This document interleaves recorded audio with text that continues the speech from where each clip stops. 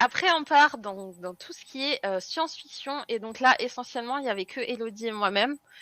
Ce qui est dommage, c'est que c'est des livres en plus, Elodie, qu'elle m'a donné envie d'acheter depuis 10 500 ans, et elle en parle tellement bien.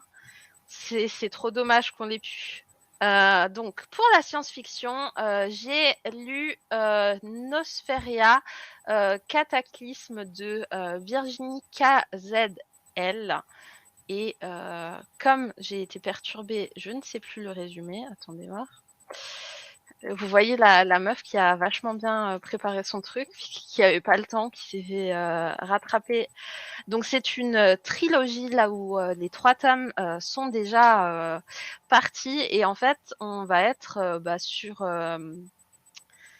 sur la Terre. Elle se fait attaquer, et du coup on va suivre Anna qui va devoir fuir, et qui en fait va se retrouver ailleurs. Elle comprend pas où, elle comprend pas quoi, et en fait elle débarque sur Nasturia, qui est une planète complètement à part, mais vraiment elle va être en décalage, parce qu'elle aura même pas compris pourquoi.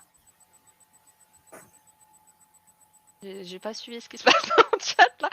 Et elle va pas comprendre pourquoi elle est là et tout, mais on va quand même la voir évoluer dans ce monde-là. Après, ça se passe un peu vite, mais ce que je peux recommander, c'est que si vous n'êtes pas habitué de la SF, donc de la science-fiction, je vais essayer de pas parler, et que vous voulez un peu découvrir, que vous voulez pas que ça soit trop des termes spécifiques, je pense que pour une première lecture en science-fiction, ça peut être très sympa.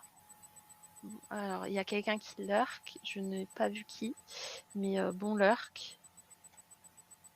J'ai plus les yeux qui vont avec, mais tout le monde doit le lire. Ouais. Ah oui, toi aussi, tu avais bien aimé Ingrid, tu l'avais aussi lu, je m'en souviens.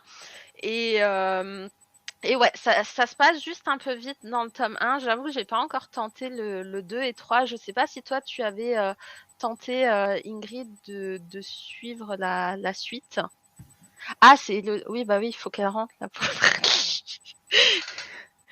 Mais en tout cas, c'était hyper sympa. Et du coup, par contre, le prochain, c'est Ama de Julien Laoche. L'histoire Et là, c'est... commence en fait où on suit un professeur de langue ancienne, voilà, un spécialiste. Le gars il s'y connaît trop et tout ça en langue morte, voilà.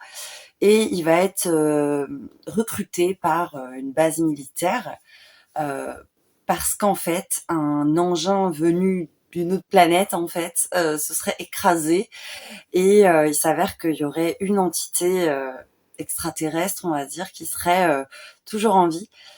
Et donc le truc c'est que ben ils arrivent pas à communiquer avec cette entité et du coup elle se meurt puisque ben, ils savent pas comment la nourrir et tout ça.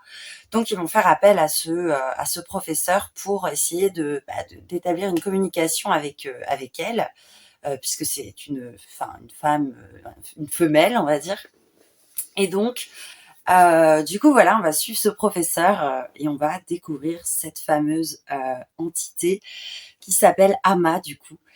Et voilà, en fait, cette histoire, ça va être vraiment un entretien entre ces deux personnes totalement différentes, hein, forcément.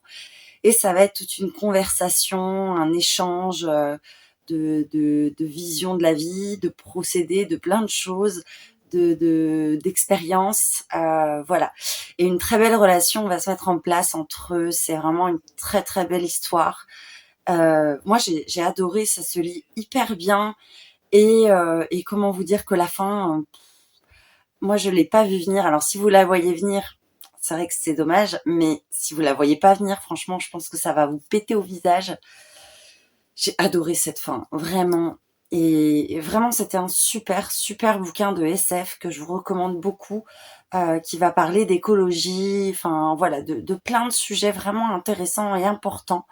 Et voilà.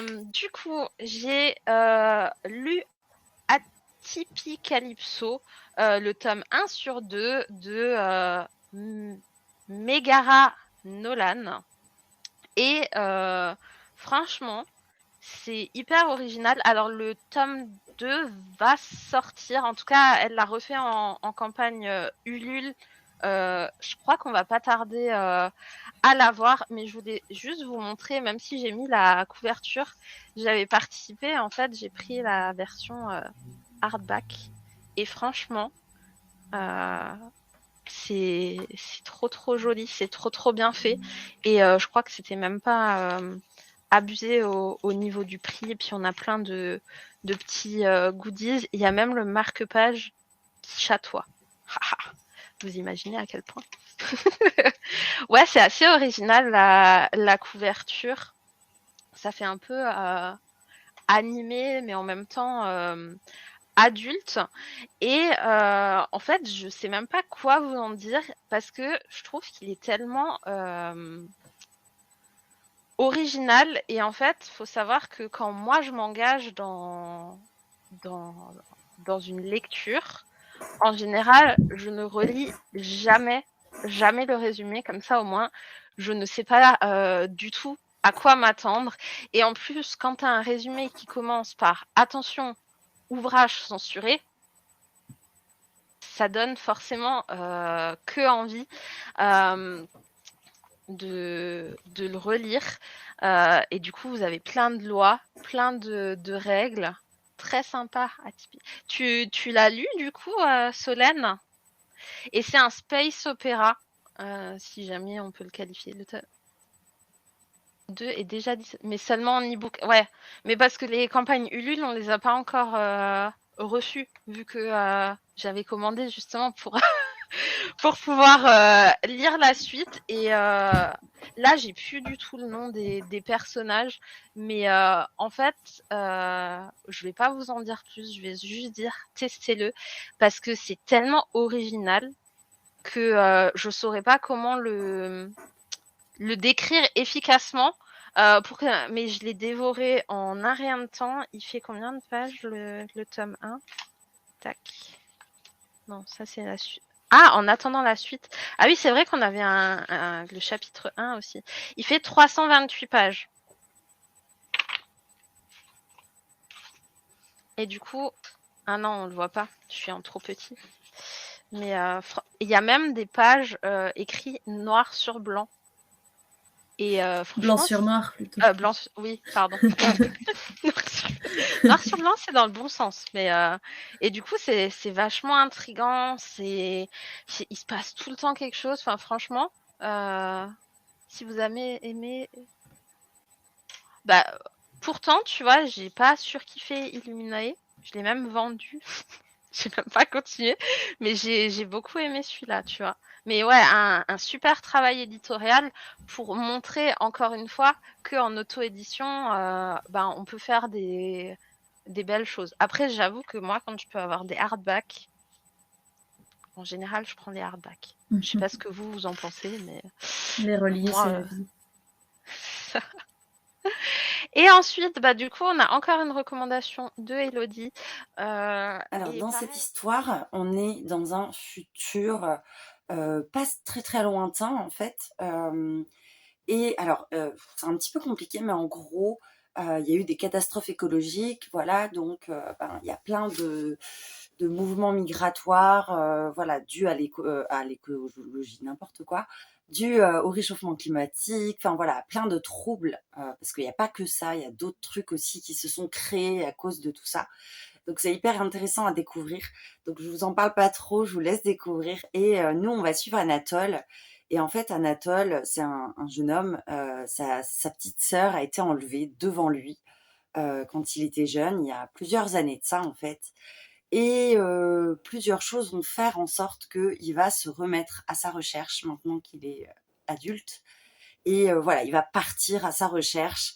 Et c'est hyper intéressant. Alors, il y a aussi tout un contexte un petit peu bizarre parce qu'il y a une espèce d'organisation, je sais pas trop comment dire, mais une espèce d'organisation très un peu sectaire et tout bizarre qui commence à prendre beaucoup de pouvoir dans le monde, hein, pas juste en France ou autre, dans le monde entier.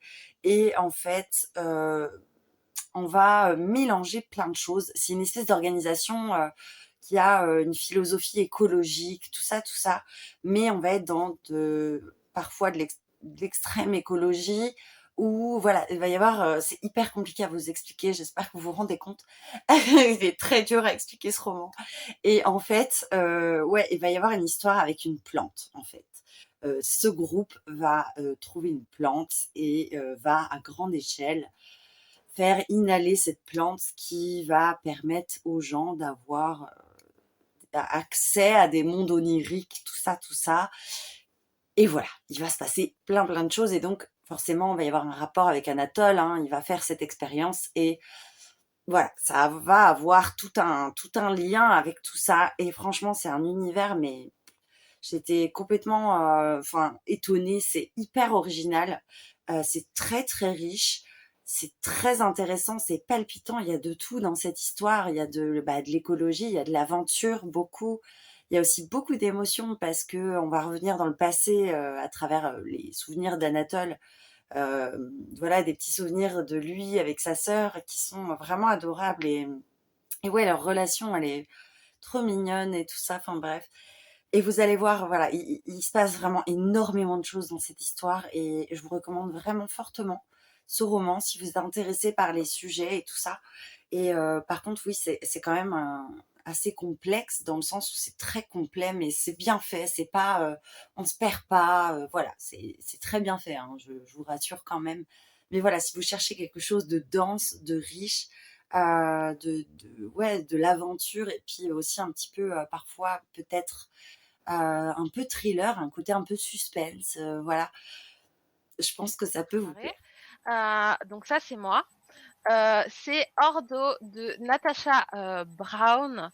Et donc, c'est une histoire qui se passe en 2123. La Terre est dévastée par le réchauffement climatique et il y a une grande épidémie qui partage en fait en 3 zones. Et quand tu es un humain, plus ou moins, pour que tu arrives à cohabiter, on t'implante une petite puce dans le bras, si je ne me trompais pas.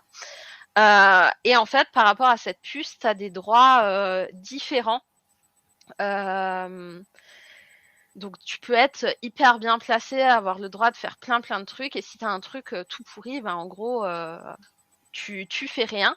Et on va suivre Amy, qui est violoniste et qui essaye de préserver son emploi au conservatoire. Sauf que, comme il y a eu le réchauffement climatique, en fait, ce qui s'est passé, c'est qu'il y a beaucoup de robots qui se sont qui accompagnent les humains. Et en fait, plus ou moins au conservatoire, il y a un robot qui est arrivé. Et comme il arrive à tout bien faire et il n'a pas les mêmes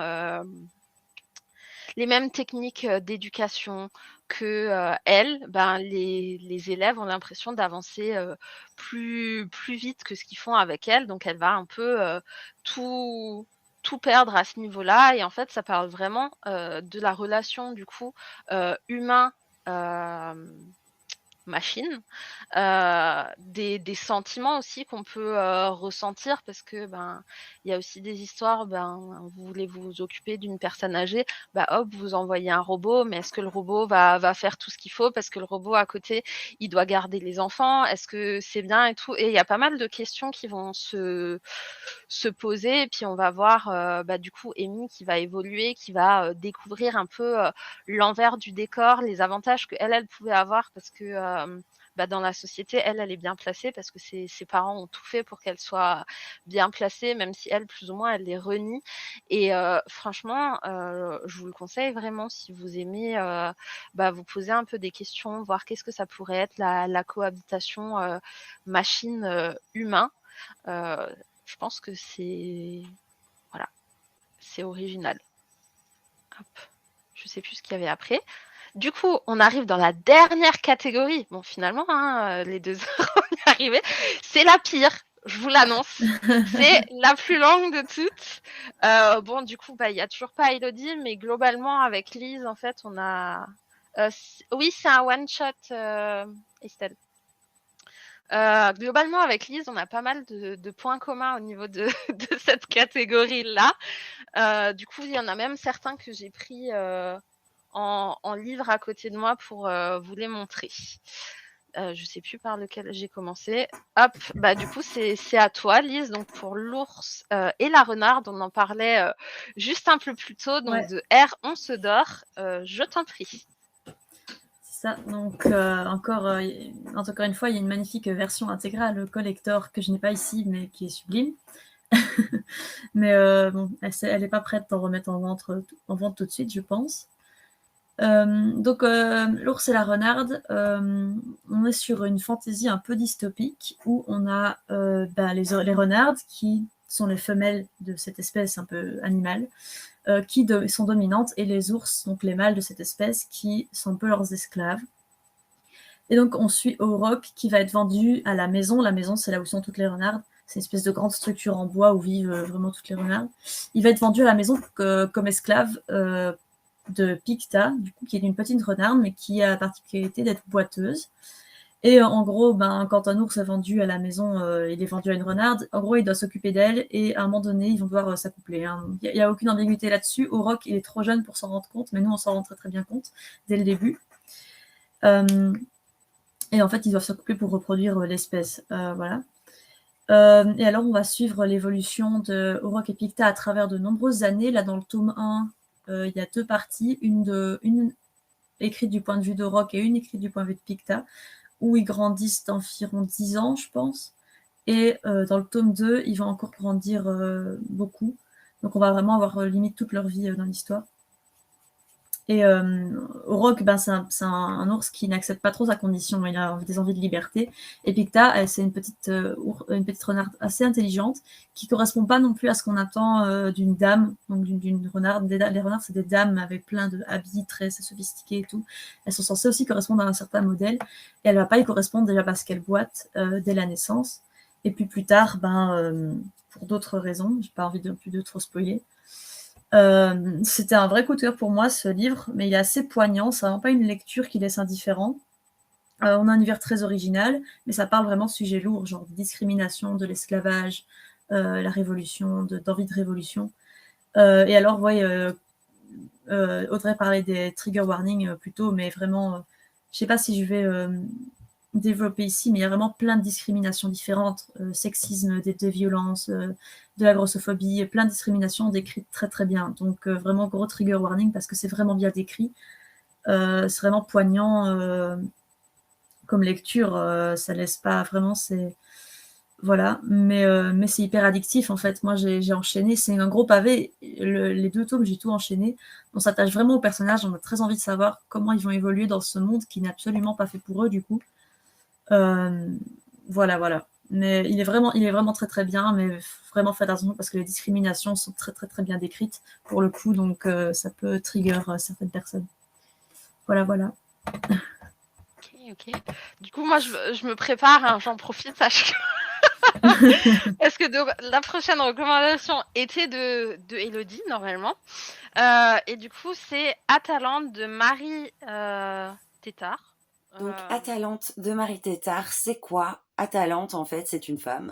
Voilà, donc en fait, on est dans la mythologie grecque. Et en fait, on suit Atalante, du coup. Et son père veut la marier à tout prix. Voilà, il en a ras-le-bol, il a retardé le truc. Il a dit, bon, maintenant, c'est bon, Atalante, tu te maries. Et elle veut pas, donc elle a dit, écoute, c'est quoi? Je veux bien, mais à une condition, c'est que celui que j'épouse, c'est celui qui arrive à me battre à la course. Et il faut savoir qu'Atalante, c'est une chasseuse hors pair et que, voilà, elle est hyper douée, elle est hyper rapide, hyper agile. Donc voilà, donc elle est sûre que personne la battra, donc elle se dit, tranquille, haut la main, je veux pas me marier, mon père il va faire la tête. Et sauf que c'est sans compter sur le fait que son meilleur ami, je crois que c'est Hippomène son nom, mais j'ai peur de dire des bêtises, mais bon. Son meilleur ami va participer à cette course et ça, elle l'avait pas vu venir, surtout qu'il va demander l'aide des dieux, surtout de la déesse Aphrodite.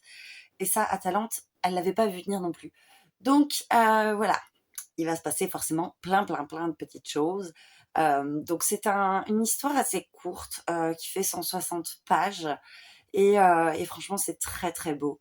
J'ai beaucoup aimé plein de choses. Alors, c'est-à-dire que déjà, c'est un message, voilà, top. En fait, on va clairement parler du consentement dans cette histoire. et on va parler du consentement sur plein de points de vue, que ce soit voilà le père par rapport à la fille par rapport à l'homme par rapport à la fille, plein de choses et voilà, c'est vraiment un très, très beau message qu'il y a derrière parce qu'il y a une remise en question, pas juste de Atalante, en fait et c'est ça que j'ai adoré, vraiment et alors j'ai beaucoup aimé parce que voilà, il y a la course aussi, donc il y a de l'action un petit peu, tout ça, un peu de suspense avec les dieux, les déesses, machin et puis toutes les conversations qu'Atalante va avoir avec Hippomène qui sont, voilà, très, très, très intéressantes et qui portent à réflexion, en fait, vraiment. Donc voilà, je vous recommande vraiment cette petite histoire, voilà, en contexte de mythologie grecque et en sachant qu'aussi, le petit bonus dans cette histoire, c'est que l'autrice a clairement utilisé des termes, propres à la mythologie grecque, tout ça, donc il y a un petit glossaire pour nous expliquer et voilà, clairement l'autrice va nous apprendre aussi plein de choses à travers son histoire et ça, j'ai vraiment beaucoup aimé parce que c'est génial d'avoir une histoire intéressante. C'est encore mieux quand il y a un message derrière, mais quand en plus de ça, on apprend des choses, c'est parfait. Donc voilà. Et du coup, le prochain, donc c'est un à moi, donc c'est Alia de Marilyn Gaverio Georges. Et au tout début, en fait, on va suivre une femme qui va s'isoler dans une ville qu'elle connaît pas et elle va tomber par hasard chez une dame et en fait elle va accoucher en urgence sauf qu'elle est recherchée donc elle va partir et elle va abandonner la petite, elle va demander à cette dame de se dépêcher en fait de partir le plus loin possible mais surtout de jamais revenir et dire que grosso modo l'enfant est à elle, de pas dire que voilà il est pas à elle, etc. Donc en fait elle va vraiment partir et elle va à aller ailleurs. Il y a un gentil monsieur qui va les recueillir, elle et le petit bébé. Et en fait, cette petite fille, ça va s'appeler Alia, si je me trompe pas. C'était sa mère biologique qui a dit oui, je veux juste qu'elle s'appelle Alia, mais après, vous vous débrouillez avec le reste. Et en fait, il va s'avérer, mais ça, on pouvait pas le savoir, que Alia est une petite fille très originale parce que finalement, sa maman n'était pas quelqu'un de quelconque, mais comme elle a vécu toute sa vie vraiment isolée, clairement entre quatre champs, avec sa mère qui lui apprenait à utiliser les plantes, son père qui était, enfin son père adoptif, vous l'avez bien compris, qui était fermier, et du coup on va suivre Alia qui découvre en fait qu'elle a des particularités et qu'en plus, donc elle va découvrir le nom de sa mère, elle va découvrir plein de choses, elle va se retrouver dans une école spéciale qui va permettre de définir ses pouvoirs et de savoir qui elle est vraiment. C'est une trilogie. J'ai lu pour l'instant les 2 tomes et franchement, j'ai vraiment beaucoup aimé. Je me fais attaquer par des mouches. Ouais, j'ai beaucoup aimé. Je trouve que l'histoire est assez attachante. Après, le seul regret, c'est que moi, les petits détails, genre de suivre la mère adoptive, le père, en fait, j'aimerais en savoir aussi plus sur eux parce que finalement, ils en font tellement. Mais après, on va forcément se centrer sur Alia. Dommage, je suis pas super. Ouais, j'avoue, c'est le seul défaut, si tu veux, c'est que ouais, je trouve que la couverture, elle est pas ouf et qu'en fait, elle définit pas ce qu'il y a dedans.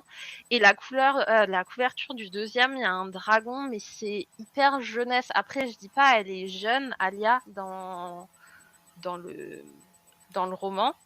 Mais je pense qu'effectivement, il y a moyen de faire des plus jolies choses. Mais en tout cas, l'autrice avait eu des remarques justement par rapport à la couverture, mais elle voulait pas forcément la refaire.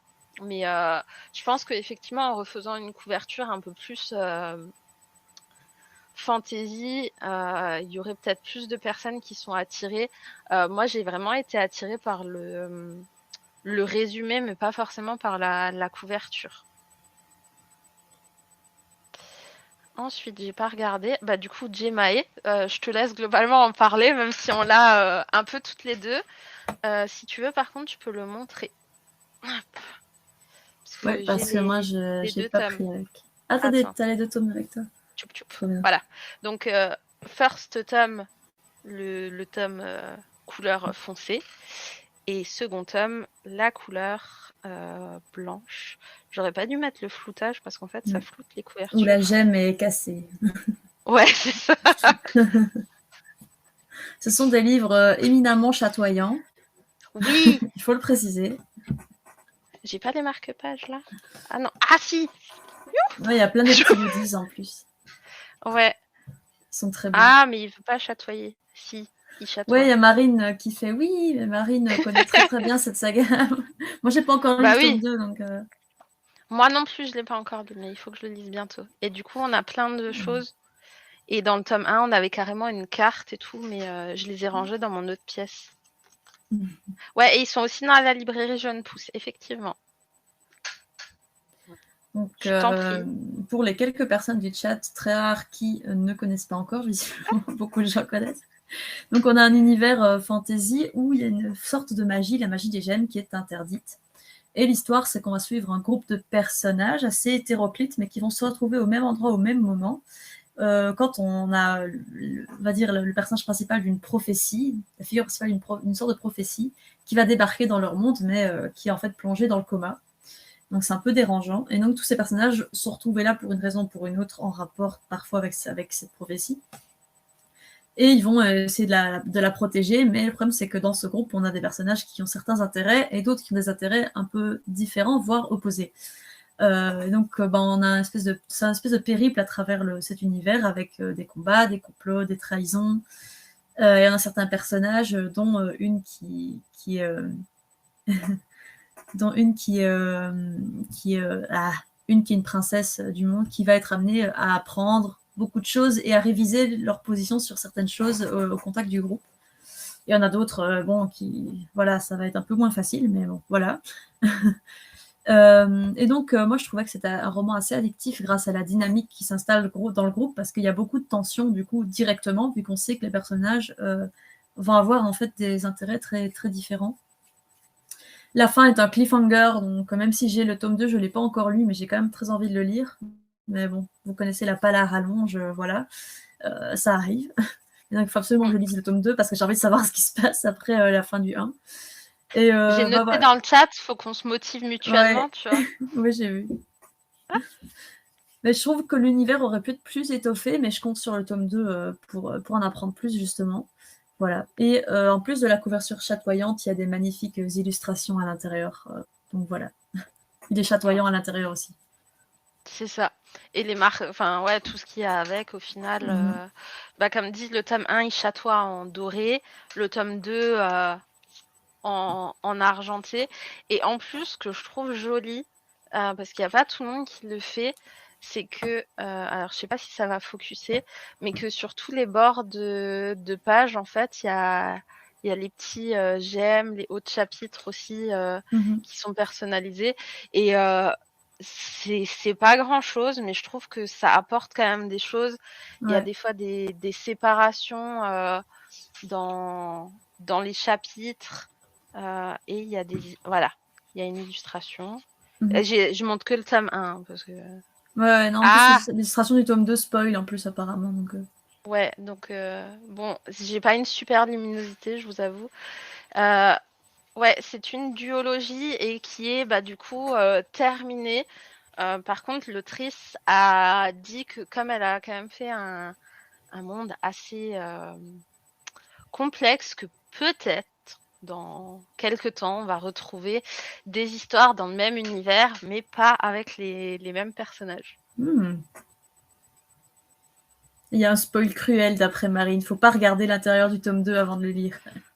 J'ai juste regardé le tout début. Ça va. Je suis pas allée. Moi, parfois, j'ai envie de le feuilleter, mais je me retiens. Il est tellement beau à l'intérieur, on peut pas regarder. Ensuite, du coup, Le Maître des Esprits de Marine Stingel. Donc ça, c'était pour moi. Et donc, c'est une revisite de Mulan. Donc, les femmes ne sont pas autorisées à toucher une arme, à combattre, à faire tout ça. Et donc, on le sait si on a vu le Disney. Que elle va réussir à trouver un moyen d'aller dans un camp quand même. Enfin voilà, il y a des bases en fait qui viennent du Disney qu'on peut connaître, mais je trouve qu'elle l'a quand même bien revisité parce qu'en fait, quand ils ont des armes, ils ont des esprits, d'où le titre.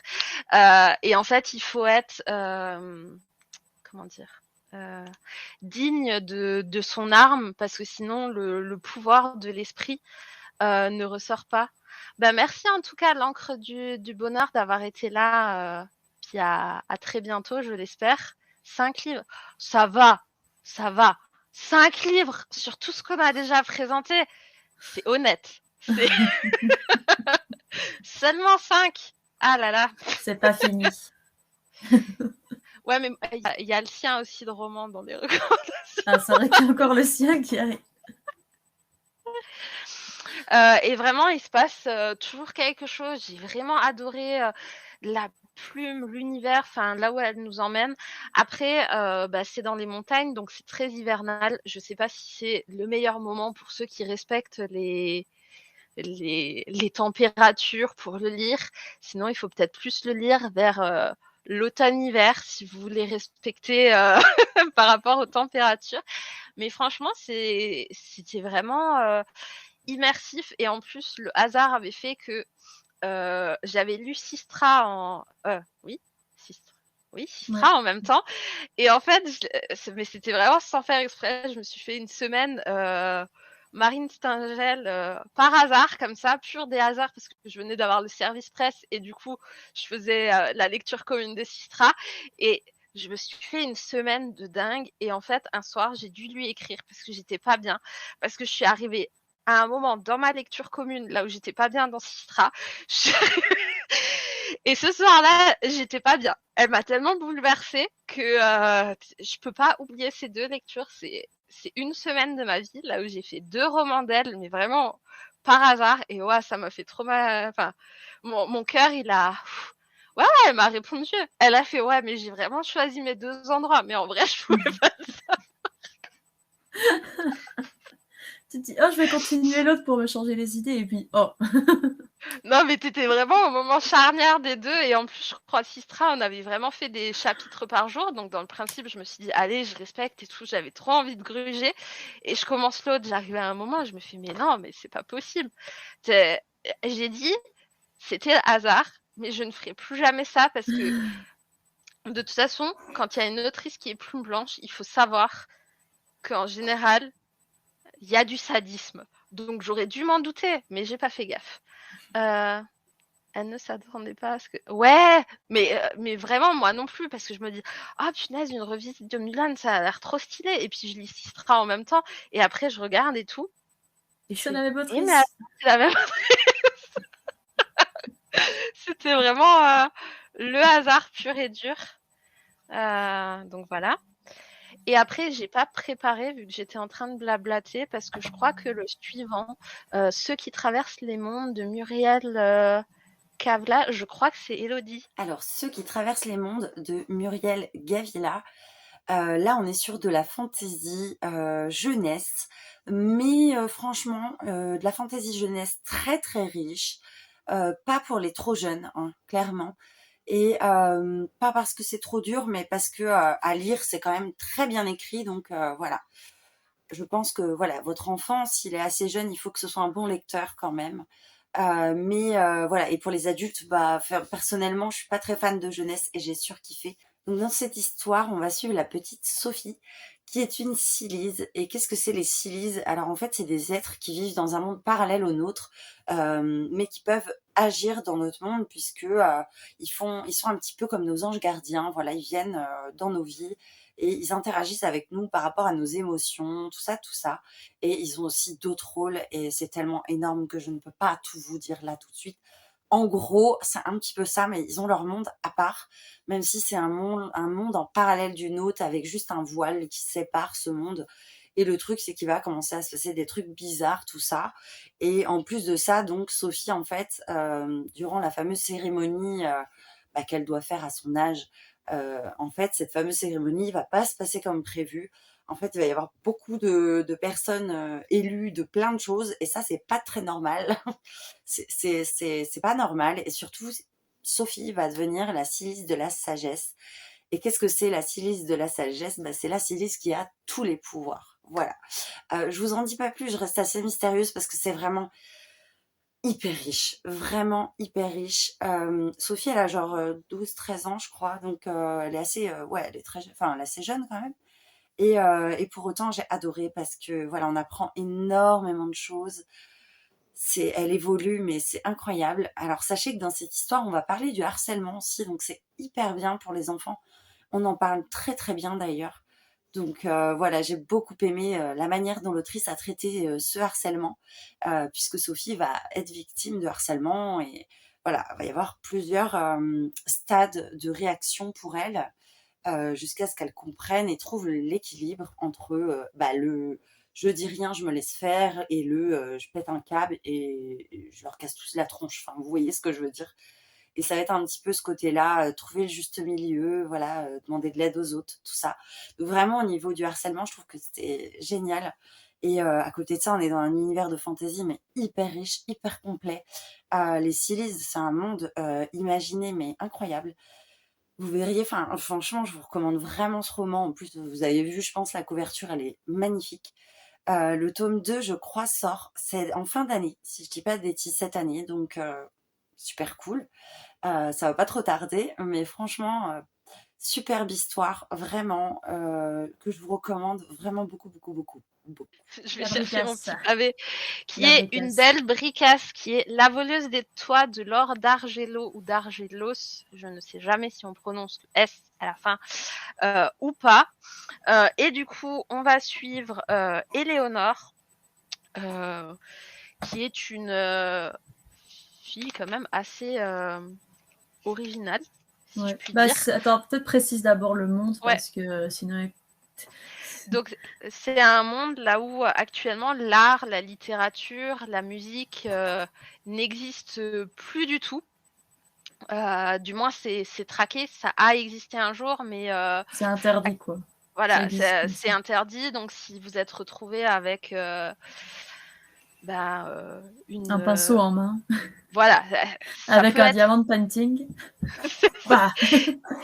ça peut devenir compliqué à ce moment-là. Ah, vous êtes limite mis à mort, parce que je pense que c'est les lois les plus importantes de ce monde. Donc, je pense que tous les peintres et tout, ils sont mis à mort. Genre. C'est ça.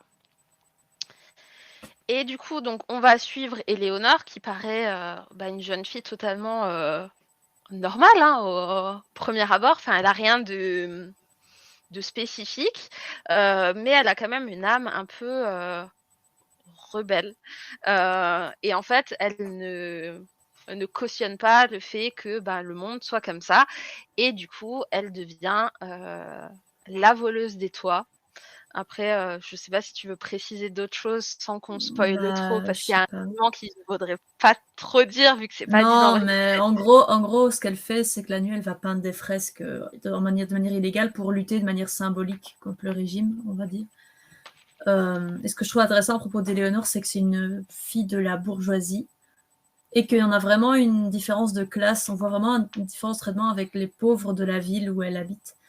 Et qu'elle va s'en rendre compte au fil du roman. Et je trouve ça hyper intéressant parce que elle va se rendre compte que son petit point de vue n'est pas celui qui est le plus développé sur la question du régime dans lequel elle vit, quoi. Même si elle se rend compte qu'il n'est pas juste, il est plus injuste envers certaines personnes que d'autres, quoi, on va dire. Voilà. C'est ça.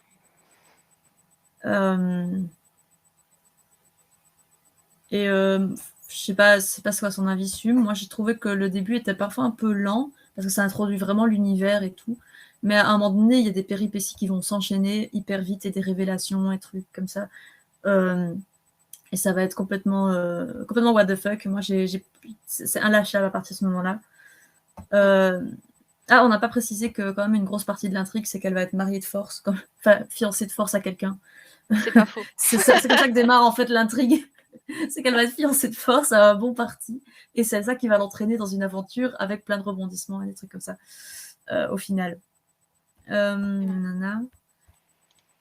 J'ai trouvé les dialogues très très bien écrits. Moi, ça m'a fait rire beaucoup.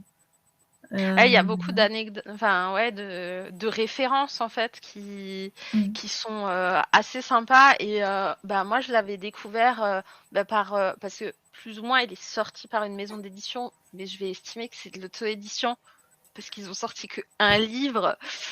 Et du coup, comme j'étais pas partenaire Boobox, mais presque, j'ai eu la chance d'avoir le livre dans mon abonnement, mais du coup, je l'ai quand même racheté après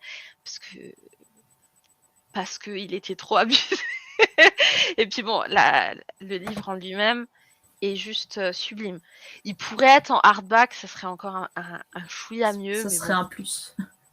Mais il est déjà vraiment sublime. Et en fait, ce qui est ouf, c'est que justement, il va se passer un événement qu'on attend pas du tout. Absolument pas. Du tout.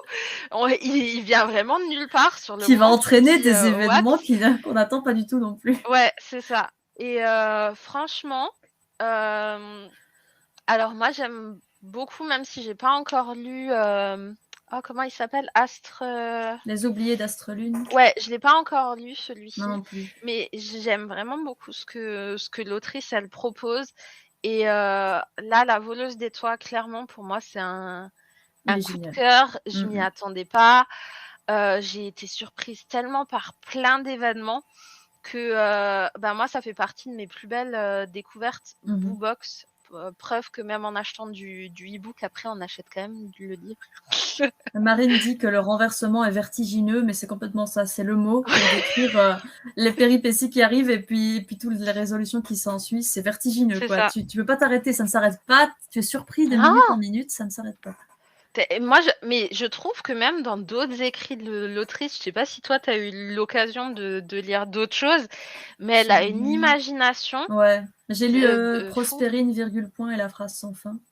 Bah ouais, non mais que j'ai adoré aussi. Il est génial. Quand tu prends d'arriver à jouer avec des virgules, des points-virgules qui sont en fait des noms de personnages et tout. Les personnages, ça te retourne ta tête. Enfin, c'est un truc de fou, moi, je trouve. C'est génial. Mais dans La voleuse des toits, personnellement, j'ai moins aimé l'aspect romance parce que pour moi, le love interest masculin est un personnage absolument odieux, détestable par tous les côtés. Genre, j'ai pas aimé ce personnage. Je reconnais, il est hyper complexe et bien construit, hein, mais je l'ai détesté. Donc voilà, ça va un peu plus déranger l'aspect romance de ce côté-là. Mais elle est pas plus que ça toxique. C'est juste que le personnage, c'est vraiment pour moi, je l'aime pas, quoi. Donc c'est personnel. Donc faites-vous votre propre impression. Ouais, mais après, je pense qu'il est fait un peu pour être détesté. Oui, mais moi je le déteste du début à la fin, tu vois. Il y a un moment donné où tu es censé arrêter de le détester pour le livre, je pense. Moi je l'ai détesté début, fin, milieu, partout. Donc, mais c'est personnel à mon avis aussi. Après, oui, c'est pas c'est pas super qui j'irais comme ça. Moi non plus, il y a plusieurs autres personnages intéressants. Mais bon, il est imbuvable, ouais. Un peu, ouais. Et moralement, il est même pas ambigu. Moralement, il est détestable, quoi. Donc, c'est que... Ah, Elodie est représente. Eh ben, ça tombe bien, Elodie. Tu reviens. Le prochain, il est à toi. J'étais en train de me préparer de l'autre côté. Je me suis dit, parce que c'est galère, comme moi, je dois en présenter un. C'est quoi? Ah, c'est la mouche qui vient de se mettre sur ma caméra. Comme moi, je dois en présenter un et qu'en plus, je dois préparer le truc derrière. C'est trop chaud. Rassurée de voir que je suis pas la seule à l'avoir détesté. Après, finalement, quand tu vis autant de choses avec une personne, je pense que t'as pas trop le choix, tu vois. Mais bon, là... Zoom sur la mouche, ouais, super la mouche. Ouais. Du coup, le prochain, il est à toi, Elodie. C'est Le songe de Pandore, qui visiblement est un tome 2. Alors, Le songe de Pandore, c'est un tome 2. C'est le tome 2 du cycle de Taramanda. Personnellement, j'ai pas lu le tome 1 et l'autrice disait on pouvait lire le tome 2 sans avoir lu le tome 1. Et je confirme. C'est pour ça que j'ai décidé de le présenter aussi aujourd'hui. Enfin, voilà. Et du coup, en fait, clairement, on n'est pas perdu puisque dans ce tome 2, on va tout nous expliquer au fur et à mesure de l'histoire, mais on sent que c'est pas lourd, c'est bien intégré, vous verrez, c'est très très bien. Et donc là, on est dans un univers de fantasy et en gros, l'Atlantide a été noyée sous les eaux et les Amazones ont pris le pouvoir du royaume de Taramanda. Et le truc, c'est que les Amazones, c'est pas des meufs super sympas, voilà. Et voilà, donc bon, non seulement elles sont sexistes, puisque les hommes n'ont aucun droit, voilà, voilà, donc c'est très difficile et tout ça d'être un homme, hein, en fait, dans ce monde. Mais en plus de ça, voilà, c'est vraiment, elles sont vraiment dans la tyrannie, parfois, pas toutes, mais quand même, la loi majoritaire, c'est quand même ça, enfin voilà. C'est pas un contexte super top et il y a plein de gens du coup qui rêvent à une Atlantide qui se réveillerait, à ressusciter l'Atlantide, vous voyez, l'ancien monde. Voilà, et donc nous, on va suivre Raphaël qui, en fait, on va le savoir tout de suite, très très vite, donc je vous le dis, qui s'avère être le descendant des rois de l'Atlantide. Donc c'est l'héritier de l'Atlantide. Et en fait, sa cousine Pandore va disparaître. En fait, elle va se barrer et voilà. Elle va se barrer sur un petit coup de tête et du coup, lui, il va partir à sa recherche. Et en partant à sa recherche, voilà, il va découvrir son identité et faire des rencontres et il va se passer énormément de choses. Sachez qu'on ne suit pas que Raphaël, pas du tout. D'ailleurs, au début, on ne suit pas Raphaël au tout début. Mais voilà, on va suivre plein de personnages dans cette histoire, vraiment. Il y a une densité incroyable dans l'histoire, dans les personnages, dans la psychologie des personnages. On va suivre énormément de personnages féminins. De toute façon, je crois qu'il y a quasi que Raphaël qui est le personnage masculin de l'histoire. Et, euh, et voilà, on va suivre tout un panel énorme de femmes qui sont toutes intéressantes. Et je vous dis, elles sont très nuancées. Enfin, ils sont très nuancés, Raphaël aussi. Tout le monde est très nuancé. Voilà, voilà. C'est un univers de fantasy, encore une fois, hyper riche, hyper intéressant. Je vous le recommande 1000 fois. Même si vous n'avez pas lu le tome 1, on s'en fout. Les choses vont vous être expliquées, le contexte va vous être expliqué tranquillement au fur et à mesure de la lecture. C'est bien disséminé pour pas que ce soit trop lourd. Et vraiment, vraiment, je vous recommande cette histoire. Le style d'écriture est magnifique. Enfin, voilà, moi j'ai eu un beau coup de cœur pour ce roman parce que vraiment ça mérite d'être connu, donc n'hésitez pas, franchement. Ah, mais je sais pas ce qu'elle a mangé, bu, Estelle, mais elle est abusée. J'ai même pas le temps de finir de présenter. Elle a déjà balancé les liens et tout. Elle est trop dingue. Et du coup, la prochaine autrice, et je pense que en faisant de l'auto-édition, je pense qu'on l'a forcément vue quelque part parce qu'on en entend quand même beaucoup parler. J'ai l'impression de Lucille Chaponnet, ou c'est parce que je suis partie du réseau, je ne sais quoi. Elle s'est beaucoup lancée au début avec des campagnes Ulule et maintenant elle fait des genres de Ulule mais sur son site. Et moi j'ai découvert donc grâce à la Cité des Sangs Purs qui est une duologie. Et en fait, j'aurais pu être intelligente, j'aurais pu aller chercher le préquel. Elle l'a d'ailleurs sorti en intégrale qui est trop trop beau, mais bon, j'avais déjà les 2 tomes. Donc, je garderai mes 2 tomes. Mais si jamais vous voulez un beau hardback avec l'intégrale. Alors, je sais plus si par contre il y a le préquel déjà dans l'intégrale ou si c'est vraiment juste les 2 tomes. J'ai Non, un je doute. pense, j'avais regardé aussi et il n'y a pas le préquel dedans, je pense. Ouais, je pense qu'elle avait fait à part, comme il y en avait beaucoup qui avaient les 2 premiers tomes.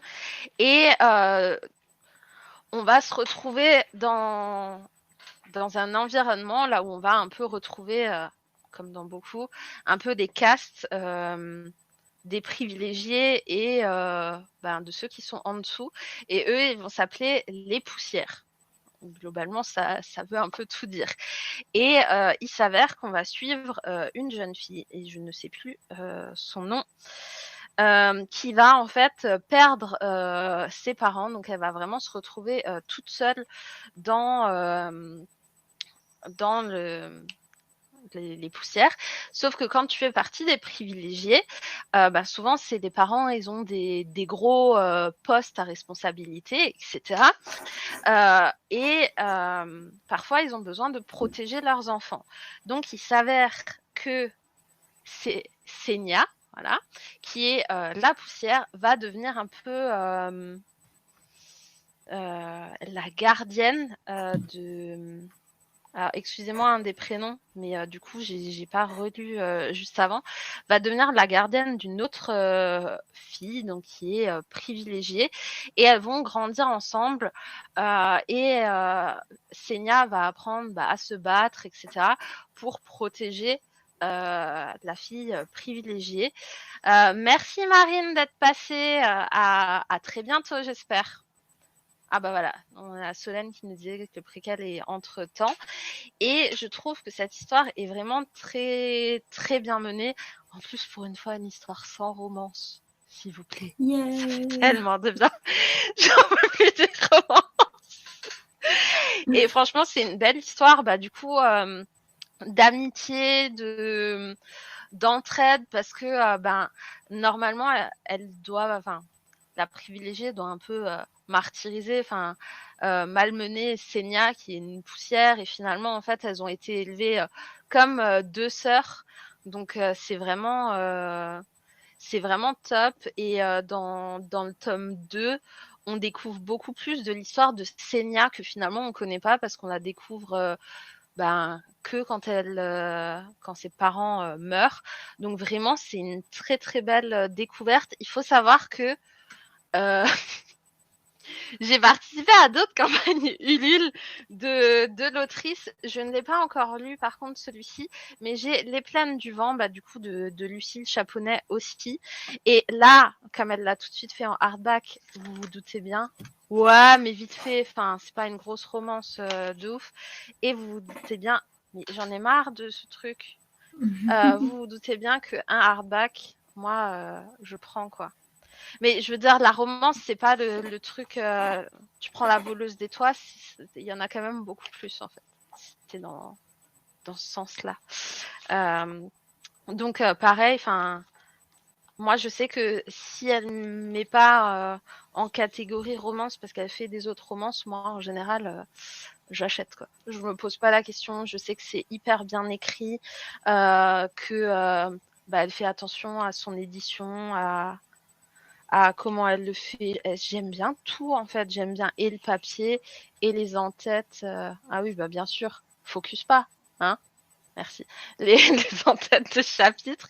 Je trouve ça vraiment bien cherché. Et en fait, quand on parlait un peu plus haut des couvertures, il s'avère qu'elle a changé les couvertures en cours d'édition, parce que du coup, le tome 1, qui est celui-ci, elle avait une couverture d'abord avec des personnages qui étaient très enfantines, et en fait elle a réédité du coup le roman en mettant du coup plus l'épée, et donc là un monument, et en fait là elle s'est vraiment révélée. Donc comme quoi, bon, on peut faire des erreurs, mais du coup, assumer et changer pas mal de choses, ça permet aussi de le faire découvrir, parce que j'avoue qu'avec la première couverture, j'aurais peut-être eu un peu plus de mal à aller dessus, alors que celle-ci, même si elle est très très simple, je sais pas, ça me tente beaucoup plus. Ok. Alors ensuite, du coup, je me suis pas préparée. C'est un roman d'Élodie. Alors, dans La Faune de Marie Tétart, on va encore une fois parler de féminisme, parce que Marie Tétart aime bien parler féminisme. Et on va suivre Freya dans un univers de fantasy. Et donc, Freya, elle a la double peine d'être une femme et d'être alors je ne sais plus le terme de cet univers, je suis désolée, mais elle est d'une race, en fait, d'une espèce autre que l'humain. Ça se voit pas physiquement, mais voilà, du coup, elle a des pouvoirs très. C'était assez original. Enfin, c'est pas. Je vous préviens tout de suite, la magie et tout, c'est pas du tout la base, entre guillemets. On va pas être là à voir plein de magie, que ça pète de partout. Non, c'est vraiment un contexte en plus, un truc en plus, mais voilà, ça va pas être basé là-dessus. Mais le truc, c'est que le fait qu'elle soit de cette espèce, elle va être pourchassée, puisque les gens de son espèce sont pourchassés et exécutés dans ce monde. Et en plus de ça, elle est une femme, et dans ce monde, on est dans un monde très très machiste. Et la pauvre la pauvre Freya, voilà, elle erre, voilà, elle est barde, donc elle est avec sa lyre et elle se balade de village en village, elle fait de la musique, elle raconte des histoires. Elle amuse les gens, sauf que, il faut pas qu'elle se fasse choper parce que déjà elle a pas le droit de faire de la musique et tout ça, et en plus de ça, elle a même pas le droit de se balader seule normalement, sans être accompagnée d'un homme. Donc voilà, donc vous voyez un petit peu déjà le propos, je pense. Que là, vous voyez, voilà, on va parler racisme un petit peu, et on va parler aussi féminisme, enfin sexisme envers les femmes. Et voilà, et du coup, c'est hyper intéressant. À côté de ça, on va parler de plein d'autres sujets aussi. On va parler de la liberté, clairement, mais pas que de la liberté de la femme, on va parler de la liberté en général. Et ouais, on va parler du deuil aussi, on va parler de plein de choses, et c'est magnifique, c'était très bien écrit. Par contre, je tiens à vous dire, c'est sur un fond de fantaisie, dans un contexte de fantaisie, mais on n'est pas sur de la fantaisie classique pure et dure. Voilà, on est vraiment dans tout ce que je viens de vous dire, tous ces propos sur fond de fantaisie. Alors ça a un intérêt, mais quand même, voilà. Je tiens à vous le préciser parce que vous attendez pas à la fantaisie classique, vous serez déçus. Par contre, si tous ces propos vous intéressent, et voilà, dans un petit contexte un petit peu autre que contemporain, vraiment, ça peut être hyper intéressant. En plus, c'est très bien écrit. Freya a un personnage magnifique, c'était un beau coup de cœur, et Freya, je l'oublierai pas. Clairement, c'est une femme qui a fait quelque chose en moi, vraiment. Je l'ai trouvée trop touchante, trop émouvante, et ouais, et tout ce qu'elle dit, c'est beau, et ce qu'elle prône, c'est beau, et voilà. Donc, Voilà. pour peu l'histoire, c'est genre, on a Diftil qui est d'une race autre que humain. Je sais plus ça s'appelle comment, mais ils sont humanoïdes, mais ils sont pas humains. Et alors, en tout cas, quand elle est toute petite, son village va être massacré par des humains parce qu'il y a un peu des guéguerres entre les deux. Et elle va être recueillie, elle va être épargnée et recueillie dans un monastère humain. On va l'épargner parce qu'en fait, sur son front, elle a une marque comme quoi elle serait l'incarnation d'une déesse sur la Terre. Donc, elle aurait des pouvoirs spéciaux. Et donc, elle va vivre quasiment toute sa vie recluse dans un monastère. Mais à un moment donné, on va la sortir de là parce qu'elle découvre que peut-être que les gens ils lui veulent pas que du bien là-bas. Et elle va être secourue par son frère et par son ami, avec des guillemets, qui vivaient dans la même ville là. Et donc ils vont ensemble partir en voyage, et c'est une sorte d'épopée où elle va essayer de découvrir un peu qui elle est, c'est quoi cette histoire de déesse, de pouvoir, etc. Donc voilà, c'est plus ou moins ça l'histoire. Et la particularité de Diftil, c'est que c'est quelqu'un d'extrêmement naïf. Et parce qu'elle a vécu dans un monastère, donc elle est prude et naïve, mais à un point. Et elle parle extrêmement bien parce qu'elle est extrêmement cultivée. Donc en fait, tout le style du roman, ça va être elle la narratrice. Tout le style, c'est avec énormément de vocabulaire très compliqué. On apprend plein de nouveaux mots dans ce truc. Ouais. C'est vraiment un style très très particulier qui, je trouve, donne toute l'originalité pour moi au roman, parce que c'est un peu une fantaisie, on va dire, entre guillemets classique, même si l'univers a ses propres règles et qui sont intéressantes, je trouve. Mais vraiment, le roman a un style vraiment particulier, tout empreint de la narration faite par Diftil. Et je trouve que c'est ça qui est vraiment intéressant, notamment. Voilà. Donc je dis Et que j'ai du coup, beaucoup. pour montrer, Vas-y. ouais. Pardon. Du coup, pour montrer, après, j'ai pas, en fait, j'ai le tome 1, les deux parties en e-book, et du coup, j'ai le tome 2, par contre, Il est beau. en hardback. Et franchement, c'est complètement de l'auto-édité. Elle fait que de l'auto-édition. Et ça chatoie à 6000%, en fait. C'est Et sublime. le pire, c'est que l'intérieur, donc là, chaque tome, en fait, a une couleur différente. Et en plus, à l'intérieur, vous retrouvez, là, c'est l'image, du coup, de la couverture du tome qui est dedans. Par contre, il y a peut-être quelque chose qu'on n'a pas dit. Du coup, il y a les cartes et tout. C'est que alors, c'est original effectivement par le langage qui est assez soutenu, là où effectivement, faut être réveillé quand on le lit. Mais faut aussi savoir qu'il faut être un public quand même averti. Oui, oui, oui. Parce qu'il y a des scènes qui peuvent Disons qu'elle va pas rester naïve et choquer. innocente très longtemps, quoi. Il y a clairement des scènes qui peuvent choquer. Alors, on n'a que lu le tome 1, partie 1. Après, vu la couverture du 1.2, le 1.2, il va y avoir des scènes aussi, hein, parce que vu la couverture, ça va être plus dans le trash, je pense. Mais faut juste le savoir, parce que moi, quand je m'y suis engagée, je l'ai pas vu ou j'ai pas fait attention, j'avoue. Et je suis arrivée sur des moments là où je me suis dit, ok, j'étais pas prête. On s'y attend pas du tout. Ouais, et c'est là où je préfère dire, voilà, le langage est déjà soutenu, donc c'est pas une lecture que vous faites comme ça au hasard. Faut être quand même psychologiquement prêt, pas vouloir En fait, c'est pas une lecture fraîche d'été, machin. Non. C'est quelque chose, il faut vraiment être concentré. On s'y attend vraiment pas, quoi. Voilà, il y a, on va dire, quelque chose de trash, de deux domaines différents principaux. Donc il y a de la violence, quoi, il faut le savoir. Et donc voilà, public Ingrid, averti. Je te le conseille pas, surtout pas pour un enfant de 13 ans. Non. Sincèrement.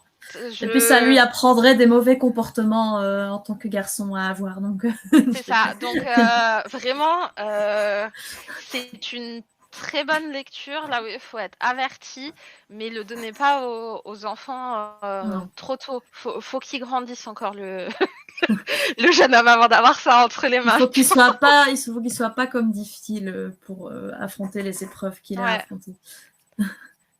Mais j'avoue que sur le moment, moi, je me suis dit, je sais pas si je continue ou pas, mais j'avais quand même beaucoup aimé l'univers, donc je vais le continuer. D'ailleurs, il faut bientôt que je lise là, le tome 1, partie 2. Après, il y a un truc qui m'a dérangé sans être pas dans la violence, c'est qu'il y a fort l'aspect prophétie. Donc, il y a genre toute la vie de Diftil, genre, il y a une prophétie qui dit que ça doit se passer comme ça. Et elle ne sait pas. C'est quoi? Il y a plein de gens parlent de la prophétie dans son dos un peu. Elle sait pas très bien encore ce qui va lui arriver. Mais tu as l'impression du coup que tout ce qui va lui arriver, ça doit arriver en mode des forces surnaturelles ont décidé que ça devait se passer comme ça. Donc ça fait un peu le scénario a décidé que ça se passe comme ça. C'est ça que j'aime pas trop les prophéties personnellement quand c'est trop dirigeant. Mais j'ai l'impression que dans le tome 1.2, elle va un peu se rebeller. Donc je trouve que ça a l'air... j'ai hâte de lire le 2 pour ça aussi. Voilà. Ouais. Du coup, c'est Les légendes perdues d'Aegan de Stéphane Moulin. Et je sais pas. Alors là, par contre, on va être dans la fantasy pure et dure. Voilà.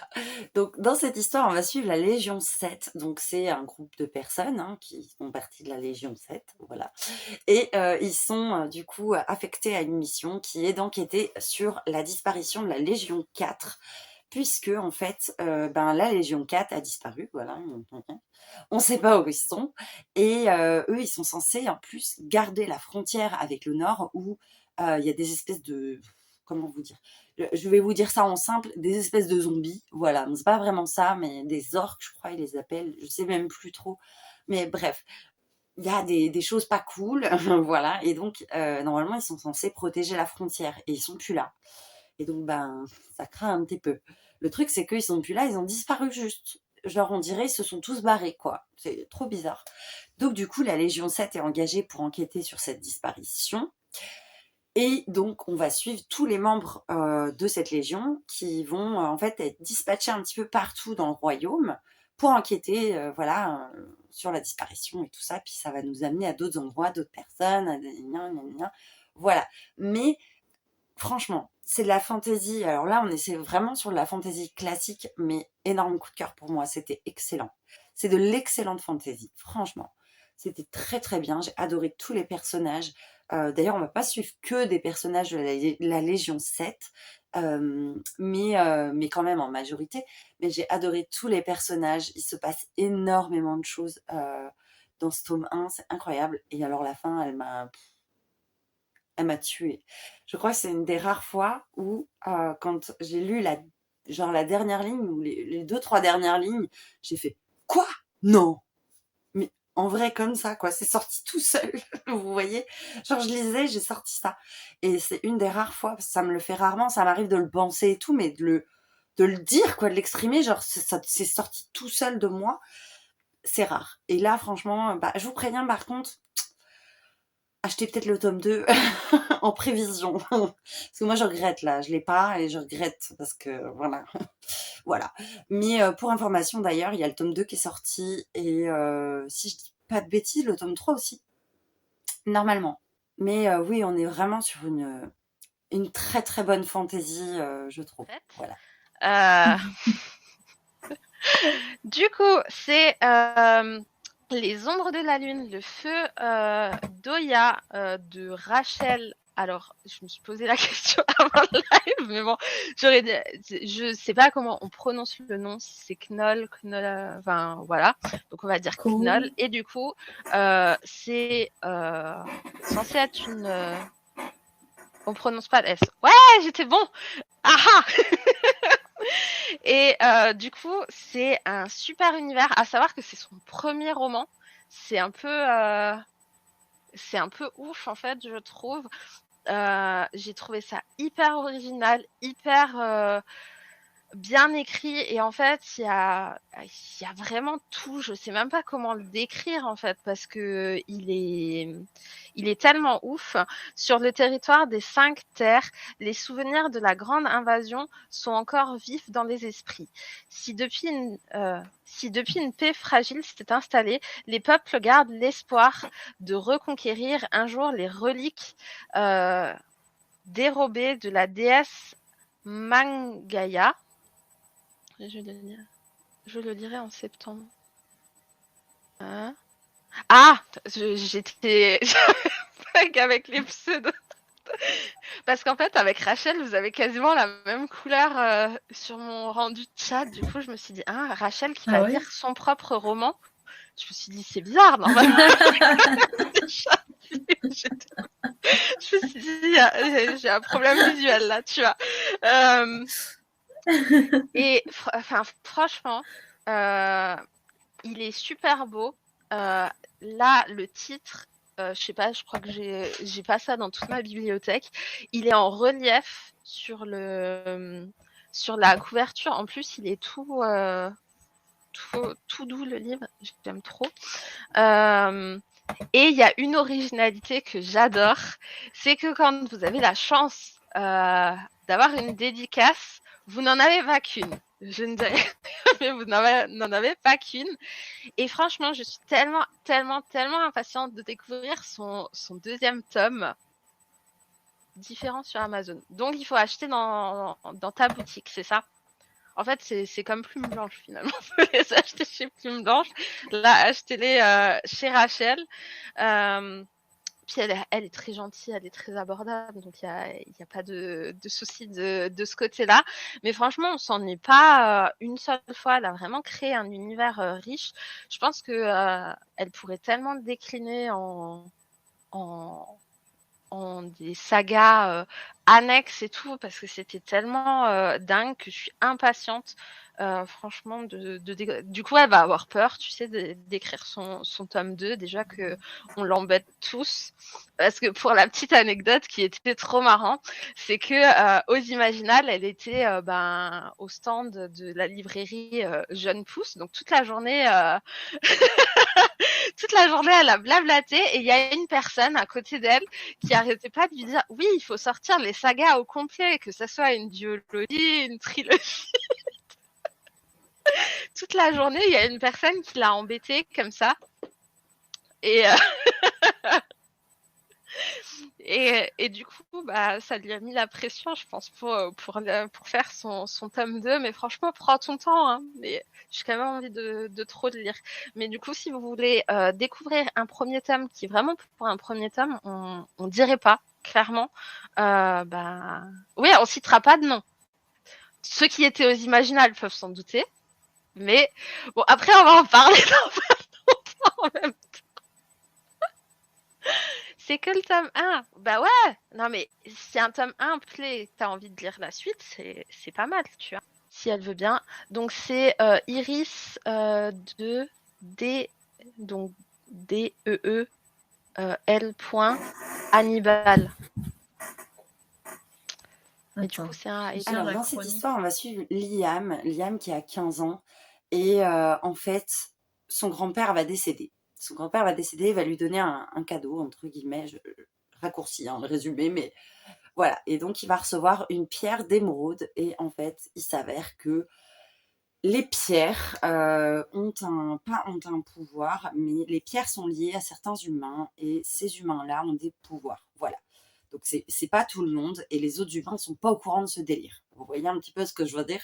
Donc, ceux qui ont des pouvoirs, ils ont tout un monde parallèle. Et lui, Liam, il n'était pas au courant.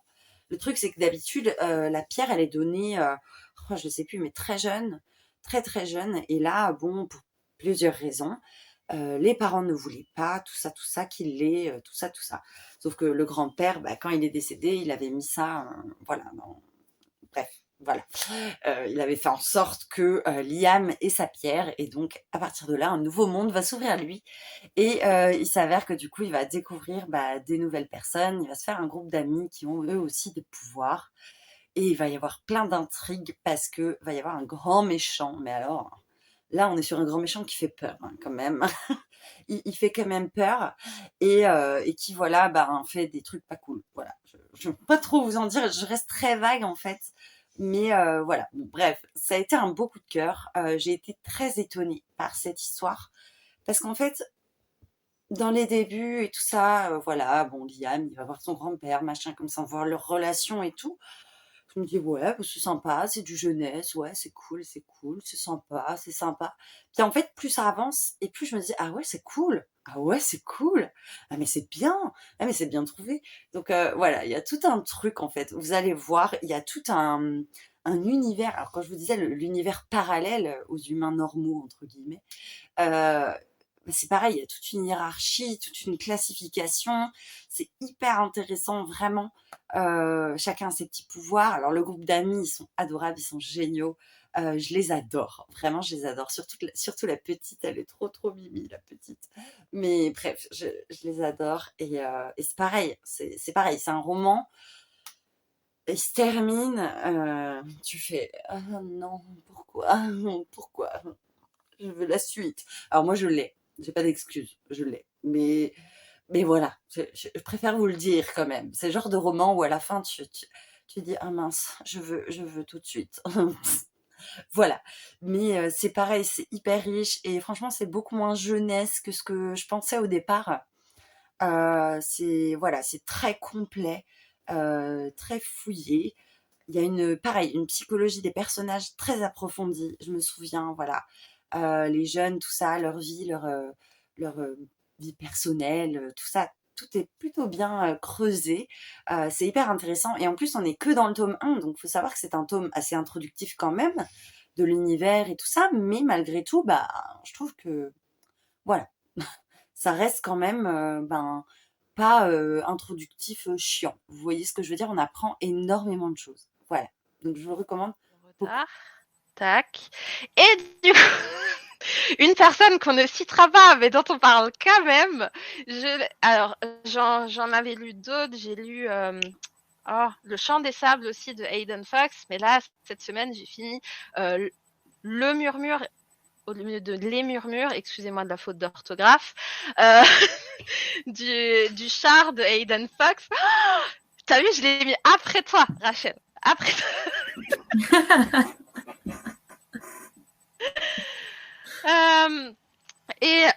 Du coup, on va suivre notre protagoniste principal. Et comme je me suis emmêlée les noms dans ma propre tête, j'en sais plus.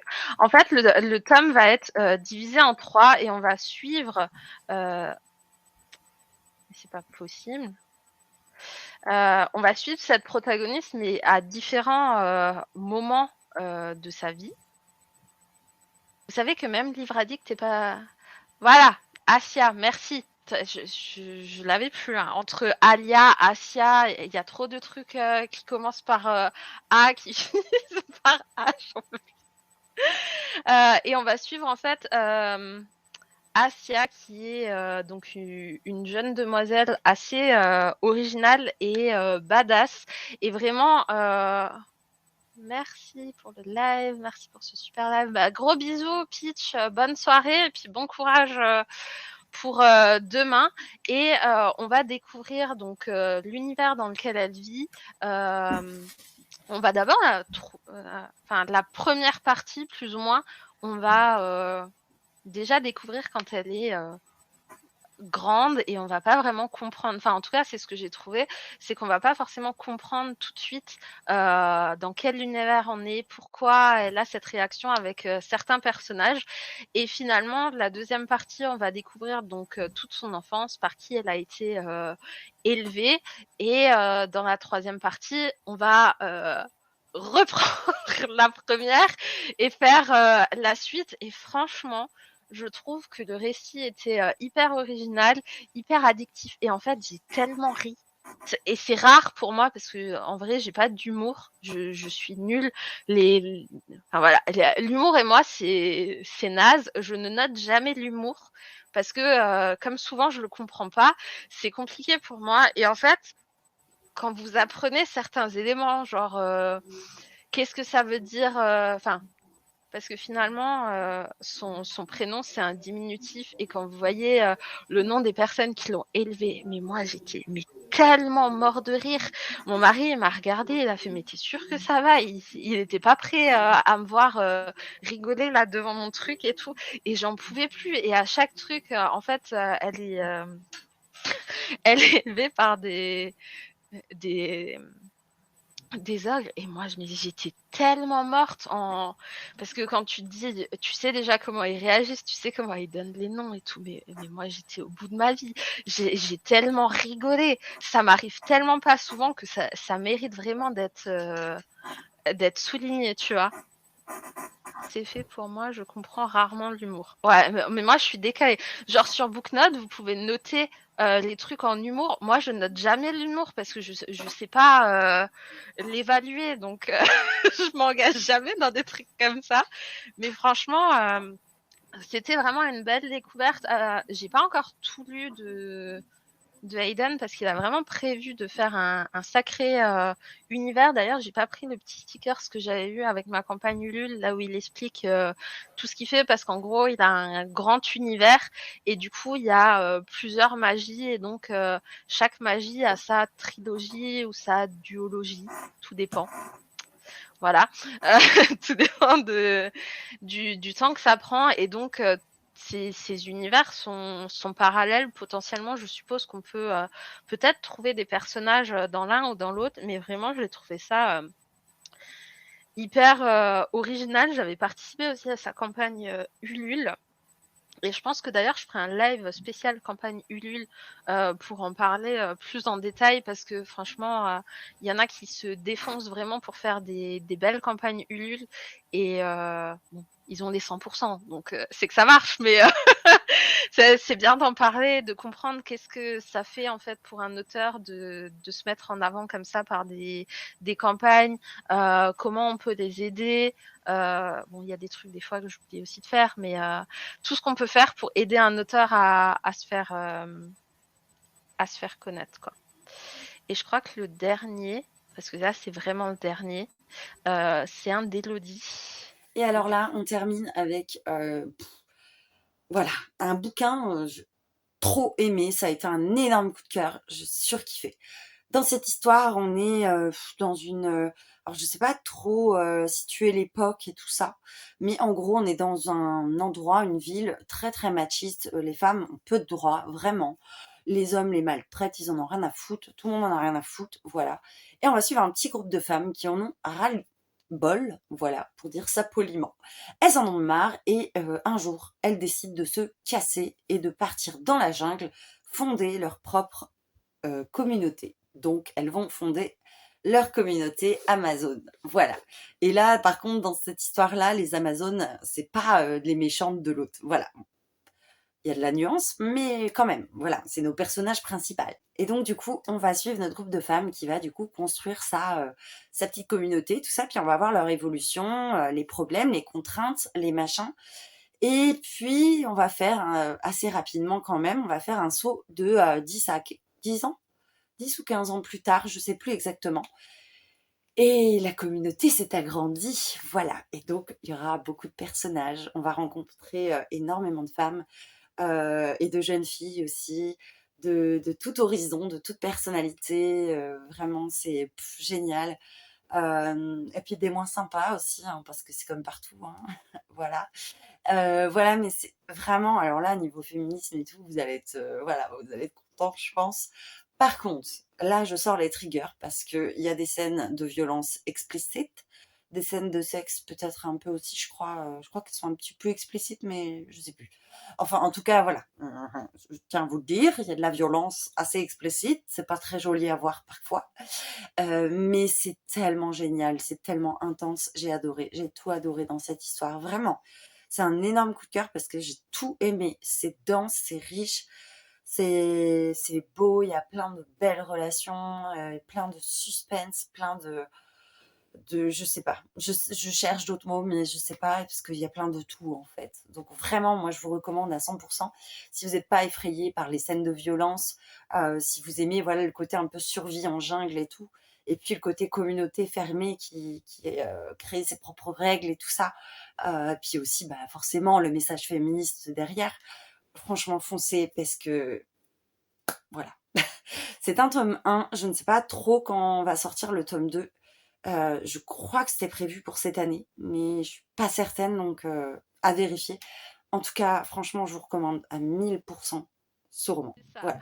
Et du coup, j'ai remis la première slide. Ça y est, nous avons globalement fait le tour. Alors, je rappelle que c'est vraiment un échantillon de ce qui peut se faire, de recommandations en tout cas que nous on a fait et là où on a des bonnes expériences, voilà, tout simplement. Mais vraiment, il y en a, enfin, ceux qu'on n'a pas présentés, ça veut pas dire qu'ils font du mauvais travail, c'est qu'on les connaît pas encore tous non plus et que, bah, on sait pas, peut-être que dans un an, on pourra refaire un live entier avec encore plein de nouvelles recommandations. Mais comme vous le savez, je pense de lire, ça prend un tout petit peu de temps.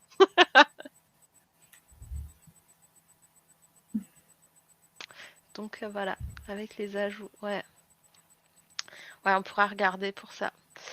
C'est une bonne idée, ce live, ça donne plein de nouveaux livres. Alors, pour ceux qui ont réussi à peu près à participer, sachant que oui, ça fait un peu longtemps, parce que ça fait 2h30 finalement de live, combien de livres avez-vous rajouté dans vos wishlists? Pour ceux qui sont là, parce que ça, c'est la grosse question en vrai. Merci Rachel, gros bisous, à très bientôt. Bisous. Au moins 6-7. Ah bah ça va les Mais Solène faut, en quand avait même. déjà lu quelques-uns en plus. Ouais, c'est ça, j'avais vu. Ouais, il y en a quelques-uns qu'effectivement elle a déjà, qu'elle connaissait déjà au fur et à mesure. Merci pour les recommandations. Trop de, trop d'ajouts dans la wishlist. Et celle, elle les Elle ne compte donne plus, c'est pas, mort. elle ne donne pas de chiffres. En tout cas, vraiment, merci beaucoup à tous d'avoir participé en partie, en ensemble. Comment ça, mon petit lapin, t'as réussi à en ajouter que 2? T'avais 3 lu tous les raisonnables, autres. Ingrid la lectrice. Waouh. Vous aviez lu tous les autres, c'est pas possible. Ah bon, je sais que Ingrid, elle en a lu quelques-uns. Ça, je le Attends, ça, savais. t'en as pas déjà pour certains ou déjà lu. C'est ça. Merci pour le soutien que vous apportez aux auto-édités. Bah écoute, nous, c'est un peu le but. Et c'est vrai que le challenge de Lise est top de ce côté-là, de pouvoir chaque mois, entre guillemets, se forcer à lire un auto-édité, mais en même temps en le présentant à d'autres personnes, Tu c'est nous pas apportes des mal. belles lectures, alors nous, on essaye de faire un peu notre part aussi. Bah, en tout cas, merci beaucoup Lise et Elodie qui nous avec nous, d'avoir pris le temps aujourd'hui de partager avec tout le monde vos recommandations, en espérant pouvoir encore faire plein d'autres recommandations dans les prochains temps. Voilà. C'est tout. Merci à toi pour l'invitation. C'était super idée ce live. J'espère que ça a plu aux petits gens du chat. Je sais pas que vous êtes petits, hein, c'est juste que pour moi, tout le monde est des petits gens. C'est affectueux. Pour participer à 2h30 de live quand même. Vous avez quand même Merci pour votre endurance. Ouais, c'est ça. On vous fait des gros bisous. Profitez encore bien de votre dimanche soir. Oui, soir à cette heure-là. Et puis à très très bientôt. Et puis je vous envoie chez Manon de Vibrations littéraires. Bonne soirée à vous et à très bientôt. Ciao, ciao. Bisous.